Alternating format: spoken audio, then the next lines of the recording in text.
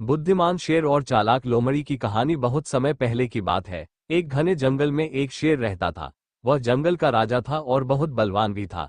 जब भी उसे भूख लगती, वह किसी भी जानवर को मारकर खा जाता। उसकी इस आदत से जंगल के सभी जानवर बहुत डरते थे। धीरे धीरे शेर बूढ़ा होने लगा। अब वह पहले की तरह शिकार नहीं कर पाता था। उसे हर बार खाने के लिए जानवर पकड़ना मुश्किल लगने लगा। तब उसने एक चालाक योजना बनाई। शेर ने जंगल में ये खबर फैला दी कि अब वह बूढ़ा हो गया है और संत बन गया है। अब वह किसी भी जानवर को नुकसान नहीं पहुंचाएगा। उसने अपने गुफा के पास एक बड़ा सा आसन लगाया और वहां बैठकर ध्यान करने लगा। वह हर जानवर से कहता कि जो भी मेरे पास आएगा, मैं उसे आशीर्वाद दूंगा।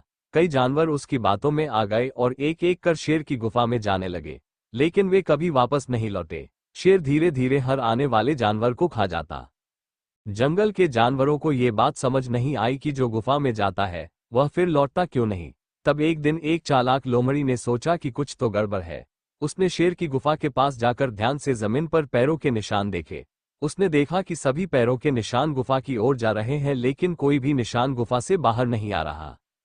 लोमड़ी को शेर की चाल समझ आ गई। वह थोड़ी दूर खड़ी होकर शेर से बोली, हे जंगल के संत महाराज, मुझे आपका आशीर्वाद लेना है, लेकिन मैं आपकी गुफा में नहीं आ सकती।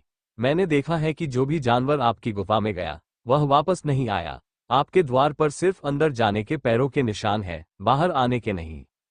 ये सुनकर शेर चौंक गया और उसे समझ में आ गया कि लोमड़ी बहुत चालाक है। लोमड़ी ने शेर को बेनकाब कर दिया और फिर पूरे जंगल में उसकी सच्चाई फैला दी। सारे जानवर शेर से बचकर रहने लगे और अब कोई भी उसकी गुफा के पास नहीं गया। नीति कथा सीख। इस कहानी से हमें ये सीख मिलती है कि हमें कभी भी आंख बंद करके किसी की बातों पर भरोसा नहीं करना चाहिए। किसी भी परिस्थिति में बुद्धिमानी और सतर्कता से काम लेना चाहिए। चालाकी से सच को पहचानना ही असली समझदारी है।